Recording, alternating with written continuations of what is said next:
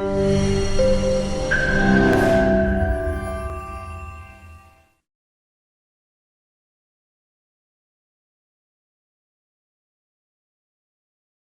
tardes. Legal Cloud MRCI les da la más cordial bienvenida al penúltimo módulo del seminario en contribuciones que será impartido por el maestro Mario Orlando Beltrán, de quien me permitiré leer una breve reseña curricular.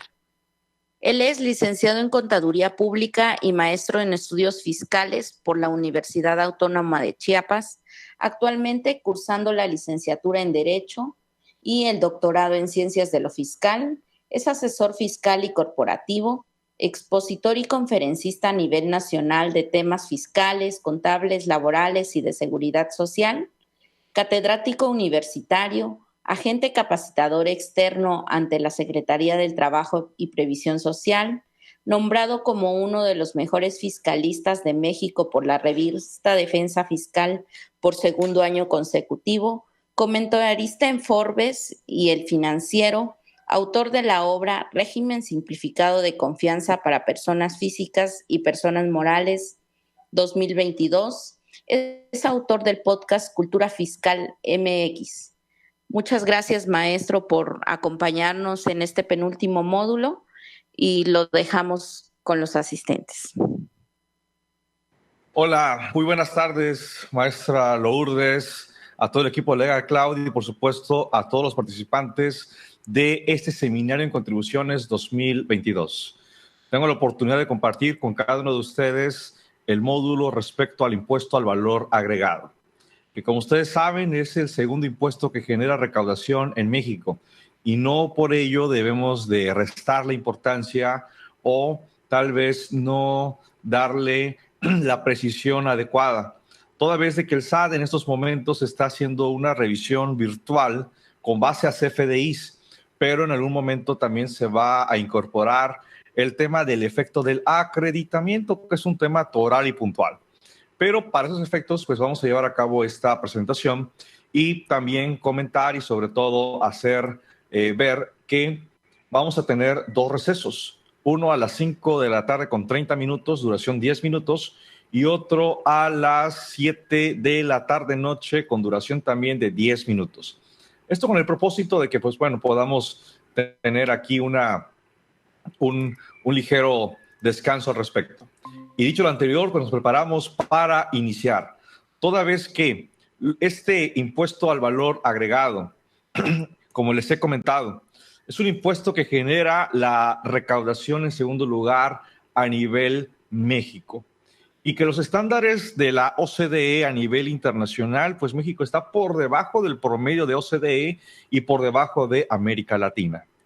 Algo que creo que muchos de los contadores y abogados que nos acompañan en esta sesión están viviendo es la resistencia y sobre todo la falta de cultura que tienen algunos empresarios. Toda vez que, como sabemos, el IVA no es del contribuyente, no es del sujeto pasivo. El IVA es un elemento solamente en carácter de traslado que se le tiene que entregar, por supuesto, al Estado. Entonces, aquí rápidamente ustedes pueden visualizar por qué surge este impuesto al valor agregado, conocido en otras legislaciones como el impuesto al valor añadido, y se refiere a cada una de las etapas de este proceso productivo hasta llegar al consumidor final, que es sobre quien recae este gravamen indirecto. Así también vamos a atender y vamos a observar que, de acuerdo a esta exposición, pues el pago se va a hacer de acuerdo al domicilio fiscal. Y si hablamos de importaciones, pues estas se realizarán en las aduanas correspondientes. Y el impuesto se declara de manera mensual y se efectúa un cálculo anual por ejercicios fiscales coincidentes con ISR.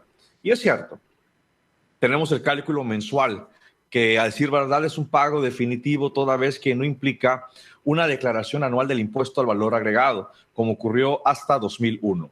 2003, perdón. En 2004 ya tuvimos este IVA mensual.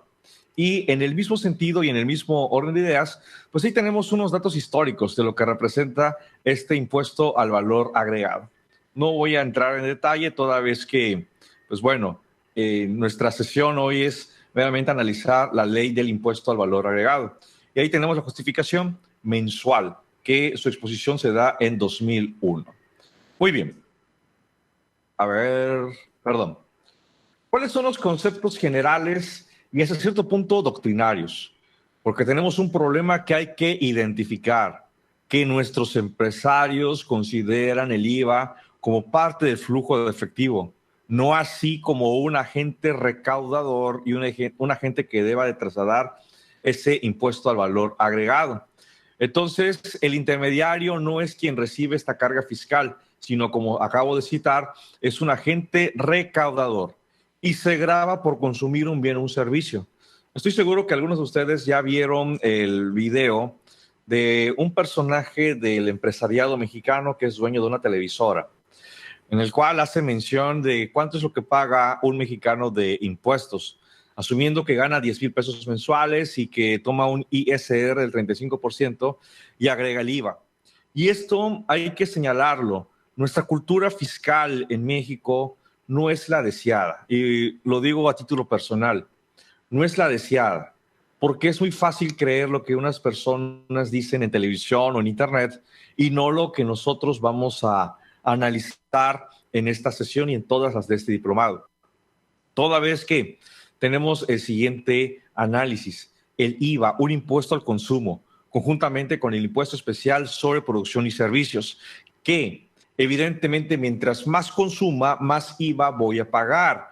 Y más adelante vamos a ver una distinción entre la tasa 0% y las actividades exentas, que su efecto aritmético es cero, pero al final de cuentas, en que consiste en que no hay una cantidad numérica a pagar, a diferencia de la tasa general. Pero entonces, ¿por qué tasa cero y por qué tasa exenta? Bien, porque se atienden ciertos sectores o ciertas actividades, como es la canasta básica, como es la salud, como es la educación, como son los alimentos, como son los vegetales, etcétera. Pero si yo hago este argumento, oye, es que voy a comprar esta regla evidentemente va a agravar el consumo, que no me es indispensable como un producto de canasta básica, salud, educación, etcétera, como para dar un trato preferencial. Eso es lo que muchos tal vez no concebimos. Y es cierto, no es culpa ni del ciudadano, ni del asalariado, ni de nadie. Es la estructura y la esencia doctrinaria que tiene el impuesto al valor agregado. Obsérvese la tercera viñeta. No se consulta tu capacidad tributaria, a diferencia del impuesto sobre la renta, por lo que se paga cualquiera que consuma el bien o el servicio en cuestión sin importar su capacidad de tributar. Aquí no se observa, oye, ¿tienes ingresos, deducciones? No. ¿Quieres este producto? Vamos a agregarle el IVA y evidentemente lo tienes que pagar. Y los contribuyentes tienen por lo general menos resistencia a pagar el impuesto, ya que las actividades a pagar se fraccionan en varias operaciones individuales. Y esto nuevamente porque incide en este consumidor final. Muy bien. Ahora, vamos por aquí a verificar algunos conceptos generales. Este impuesto es financiado por el consumidor final. El impuesto indirecto grava el consumo específico de un bien o un servicio y que incide en este consumidor final, y además está ligado al consumo de las cosas, con independencia de las características del contribuyente. Es un impuesto interno porque grava la actividad que se lleve en territorio nacional y que veremos en breve el efecto de los actos no objeto para el artículo 4A, ley del IVA. Además, es un impuesto regresivo porque impone mayor esfuerzo contributivo a las clases bajas.